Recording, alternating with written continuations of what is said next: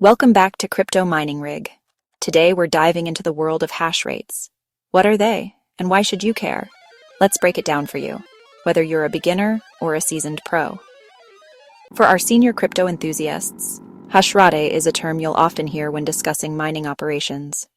Essentially, it's measuring how much computational power your mining equipment uses to process transactions and solve complex mathematical puzzles on a blockchain network like Bitcoin or Ethereum. Think of hash rate like the horsepower of a car engine. The more horsepower or hash rate, the faster and more efficiently your miner can process data and find the correct hash to add a block to the blockchain. Higher hash rate generally means more chances of earning those valuable rewards.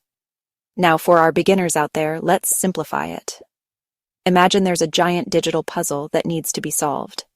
Your hash rate is how fast and powerful your computer is at solving this puzzle. When you solve these puzzles, you help keep the cryptocurrency network secure. And as a bonus, you can earn rewards.